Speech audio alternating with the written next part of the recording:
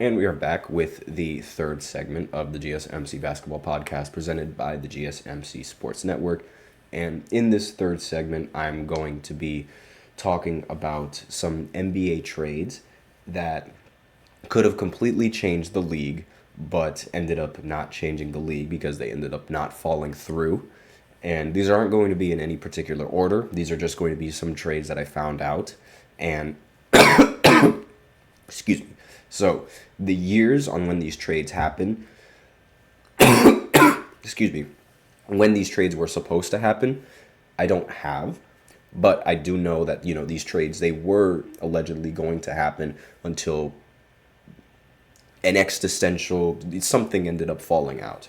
So the first, I guess, shocking failed trade on this list is Steph Curry to the Bucks. Yes, before Damian Lillard was going to be sent to the Bucks, there were talks that Steph Curry was going to be sent to the Bucks to pair up with Giannis Antetokounmpo. Again, the years aren't not entirely sure, but I do know that it was around the time when Damian Lillard was still on Portland, and Steph Curry, I believe he might have came off his ridiculous 32 point per game season just before he won the championship with Golden State.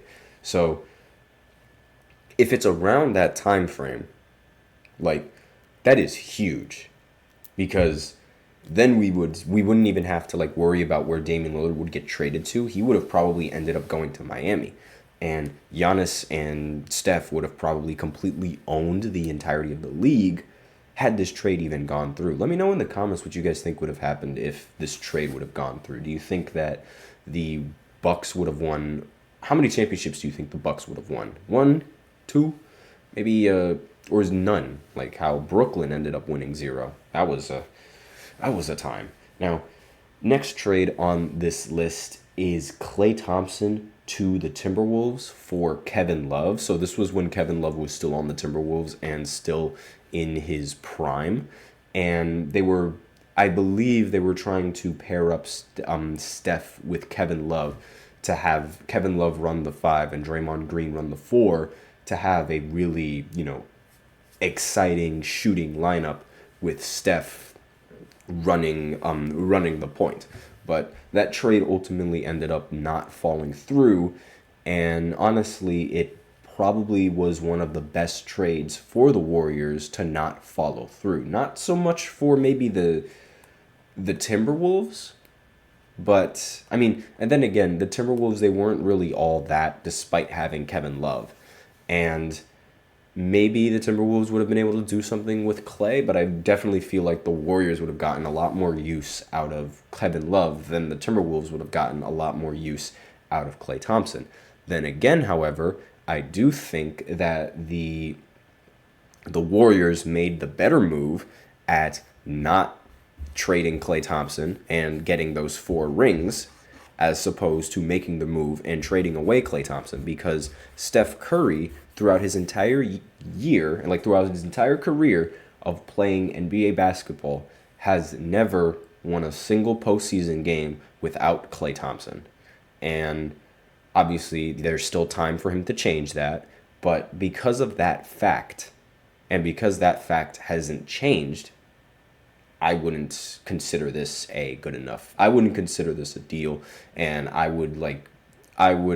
glad that this trade ended up falling out, like, for the Warriors. Like, if I was the Warriors, I'd be very, very happy, and I'm sure they are, honestly. Now, next trade, this one is a very popular trade that was vetoed. It was Chris Paul going to the Lakers. I believe this was around maybe 2008, maybe a little bit before that, like 2007-ish.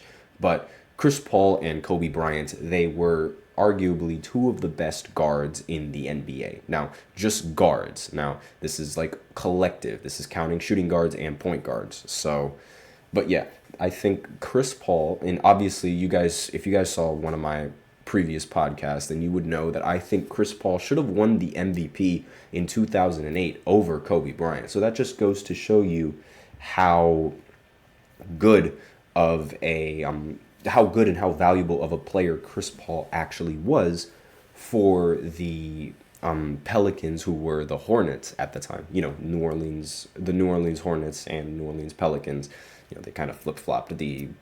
It's confusing how because Charlotte Bobcats, they used to be the Bobcats. Charlotte also used to be the Hornets before that too, and then they changed it back, and then it's like, oh, it's confusing. But aside from that, like, yes, this trade like would have destroyed the NBA. Like, the Lakers, they would have been ridiculous with Chris Paul playing alongside Kobe. Chris Paul would set Kobe up with the best shots Kobe would ever get. And he would also set up the rest of the team with better shots than anyone ever would get. Like, that duo would have been ridiculous. And the reason why it ended up falling out was because the commissioner at the time, which wasn't Adam Silver, but I believe it was David Stern, ended up vetoing the trade, saying that it was, claiming that it wouldn't be fair. Or I believe that was the reason why he vetoed this trade, because it would be a little bit unfair for a lot of the other teams competing, and it would just, give the Lakers an ultimate championship, which is a little bit weird how the signing of Kevin Durant wasn't vetoed either. Like, the signing of Kevin Durant wasn't vetoed, but the trading of Chris Paul was. So, it's a lot of people, they have their mixed opinions on that, but, just throwing something else in there. And one of the reasons why it is one of the more popular trades that ended up falling out. Now, next player on this list, I actually didn't know was going to get traded to the Lakers, but it was Charles Barkley to the Lakers. Now, I don't know exactly when this was going to happen, but considering how this was on ESPN's list. Well, not really ESPN's list, but I believe First Take's list of 5 failed trades that almost changed the NBA.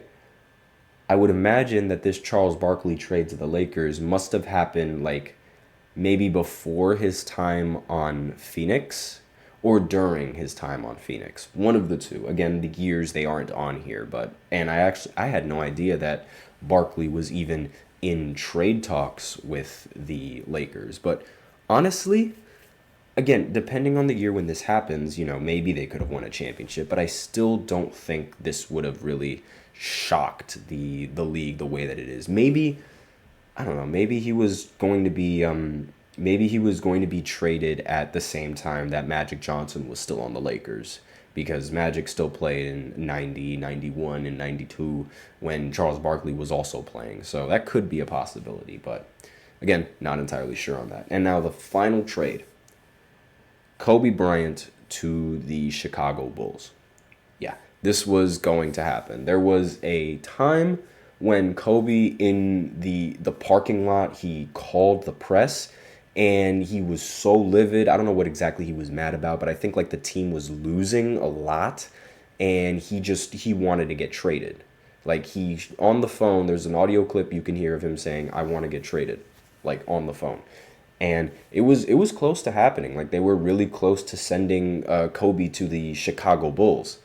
And that trade ended up falling out because I believe the Lakers and the organization, they had a little talk with Kobe, and then they were able to get Kobe to settle down a little bit.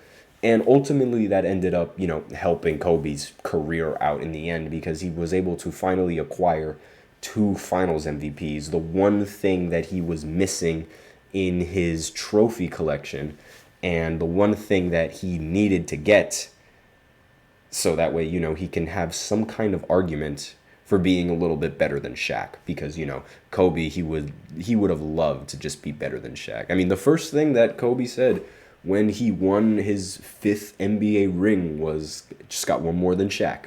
That's the first thing that he said. So wouldn't be surprised if that would have been the next move that he made. So we're out of time for this 3rd segment. So now we will go ahead and go into the 4th segment, where I talk about some of the WNBA records that were recently broken in, I believe it was 4 NBA records that were broken in one night. So I'm just going to go ahead and talk a little bit about that right after this short break.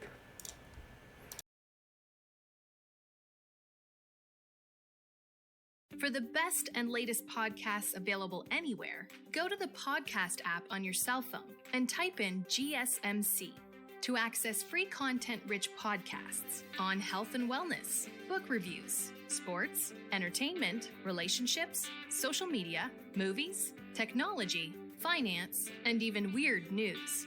Subscribe and download the GSMC Podcast Network's family of shows, available everywhere podcasts are found.